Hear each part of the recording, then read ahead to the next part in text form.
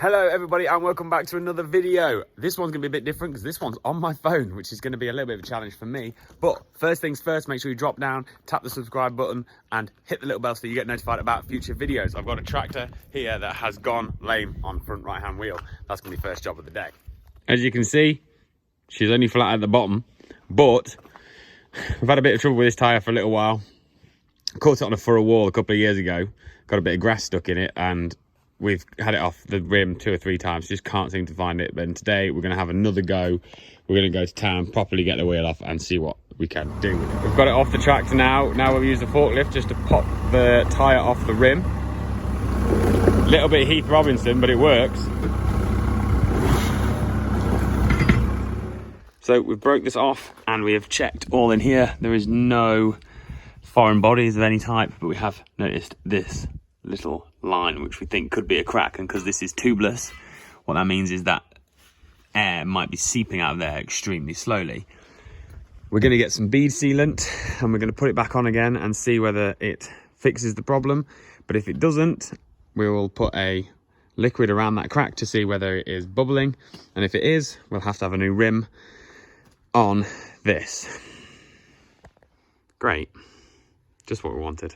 So the tyre's back on, all sealed nicely around the bead, and we've sprayed that little suspect crack to see whether that is what an issue is, but we haven't found anything.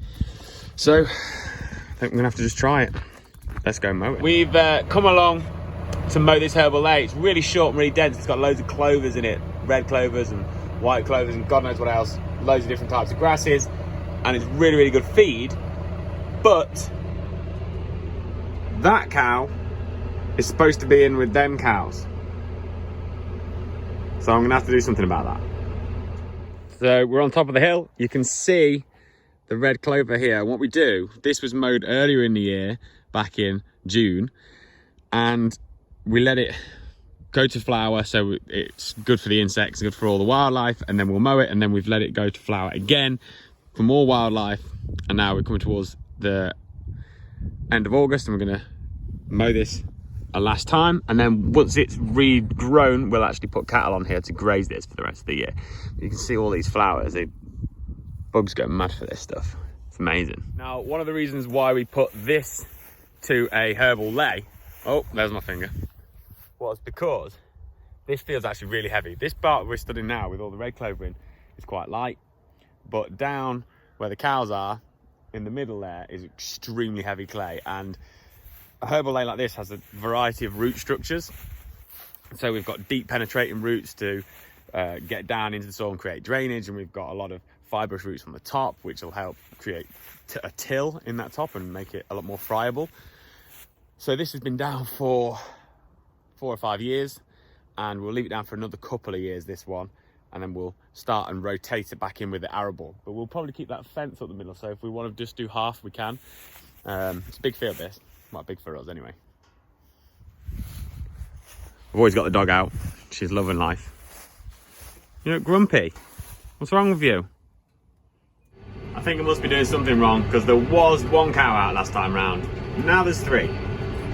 I'm just leaving them there because Dad's coming in a minute with the Polaris and we'll be able to round them up. And hopefully get them back in where? Or maybe they'll just get in here. I don't know. Dad's here now. Put this across. Hopefully we'll get them through the middle. Well, that didn't work. Now for plan B. Take them down to the bottom gate. Turns out that all 3 of them are part of the Olympic hurdling team and just jumped over that middle fence.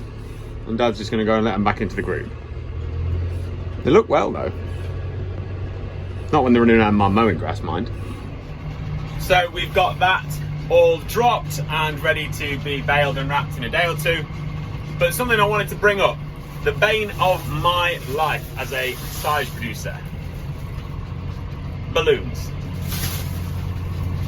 Why do people think it's okay to let go of balloons? Now that one is in the shape of a number 1, so I imagine a child did not let that go. And it was obviously bought by a parent. Come on guys, be responsible balloon owners and don't let them go into the countryside. The thing is, you might think it's harmless, it's not going to do anything, but if that had been in a long grass silage, luckily it was short and I was able to find it, But if it had been a long grass silage and it had gone through the mower, it had been shredded into loads of little pieces. It had gone into the cattle feed, it had got baled up, and then in the winter, we'd have fed it to some cows and it could have choked them.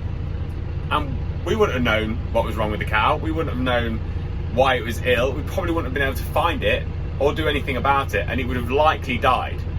You don't need to let these things go. If you want to have balloons, that's fine, not a problem. But don't just let them go willy-nilly. Honestly, don't. And don't even get me started on Chinese lanterns. They are a massive no-no. Just don't. Just don't. So I've took the mower off now, and I have actually put on the zigzag harrows.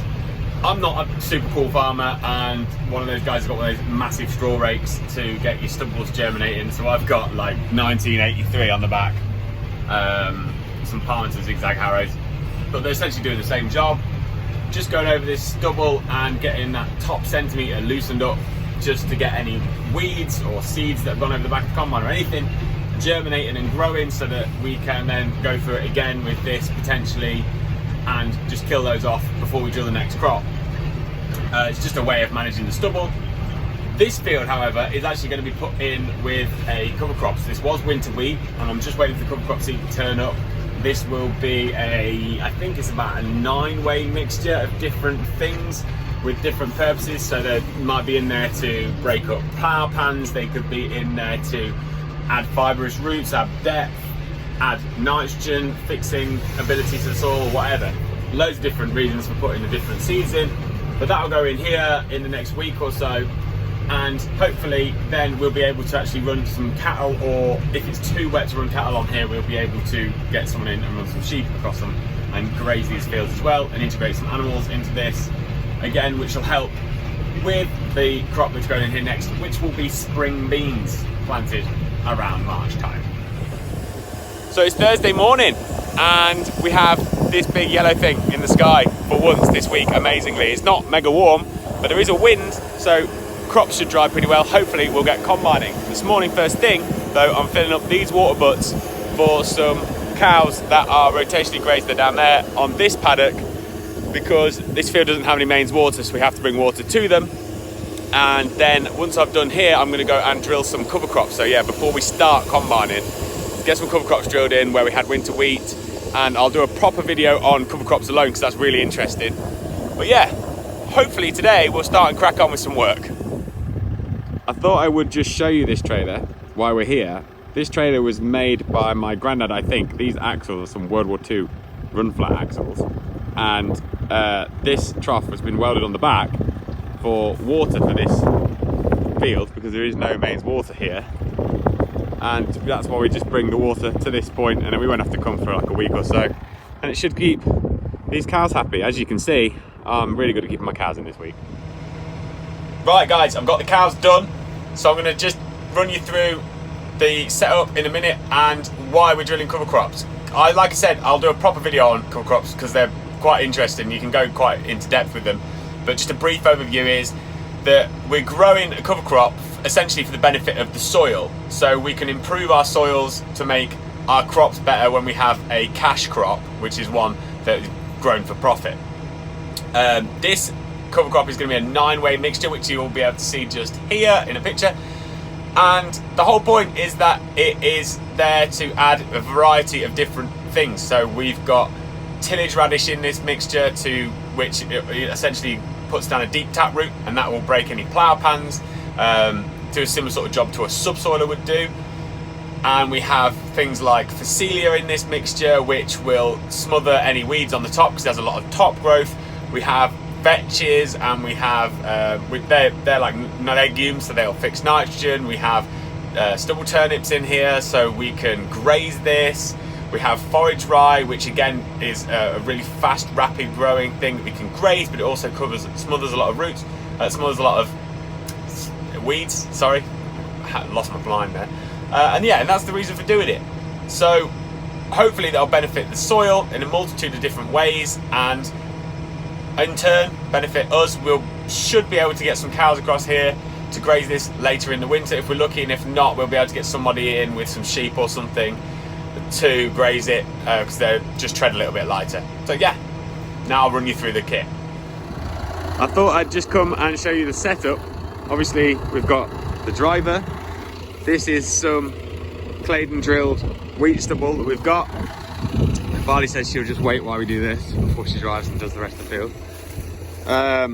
We're using the A share on the back. It's quite a worn one. We don't need new ones on here because we're doing the cover crops, so these aren't good enough for drilling cereals, but we can get away with drilling cover crops with them. And we have the disc on the front to create a little bit less disturbance in the soil. If I'm drilling cereals, I'll put a tine on the front, but we don't need that for the cover crops because they don't want to be in deep. They don't want to be in just a little bit under the surface. And this is a little bit that I've just done. So as you can see, this pleases me because it's in straight lines and stripes.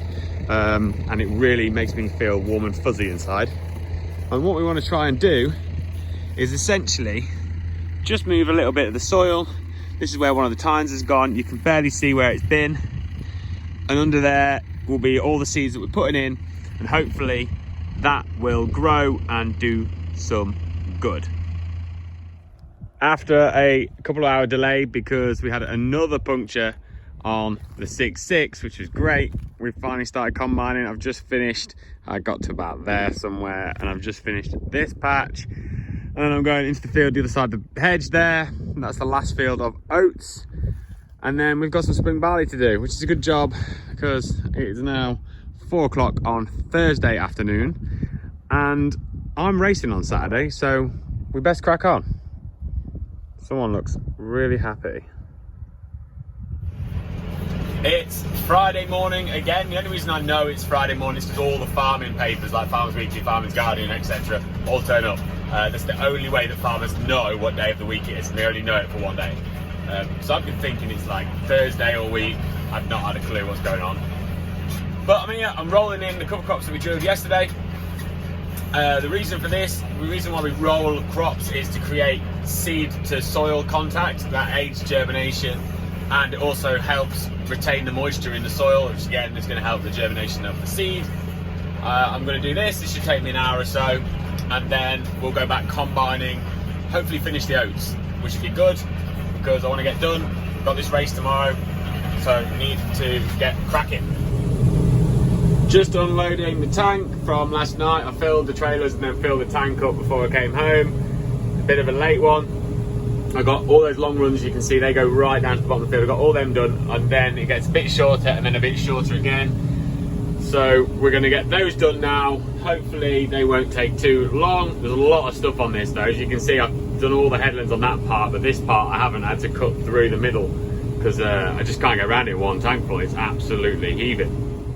Unbelievably, I just finished the oats up there and I was just about to head back to the yard and the fuel filter has gone, but luckily I've been and got another one. We'll change that and she should kick up and we'll be able to take her back. Tried to limp her as far as I could, but we're still like a kilometre from the yard. We're miles away. Nightmare. Moment of truth. Come on, gal. Oh yes. There we go, sports fans. She's away. Just walking back to go and get the trailer now. It's full of oats to bring and tip it in the grain store. But anyone who's actually wondering what I'm talking about when I keep mentioning this race, it's the Hoob Triathlon Team Relay Championship tomorrow at Nottingham Water Sports Centre. And I'm in a team with some guys from Grimsby Tri Club, which I am an honorary member, even though I live in Leicestershire, nowhere near Grimsby. But yeah, that's what it is. That's what I'm racing. So wish me luck. Should be good fun. Might even video a bit for you so you can actually see what's going on. So that's it, ladies and gentlemen. Oats 2021 all done in the shed. I'm going to just brush up these little bits here at the side and get it all neat and tidy. But hopefully, all being well, that'll all be feeding you in the mornings for the rest of the year. So that's it, guys. Thank you very much for watching. If you could please drop down and subscribe and tap the little bell so you get notified about future videos, that'd be great. I understand that this video was probably a little bit longer than some of the other videos, which is fair enough. What I'm going to try and do is probably do this a little bit more, little and often, so that it's a bit more digestible and you guys don't have to sit and watch me for hours and waffle on about cover crops and combining. So have a great weekend. See you soon. Woo!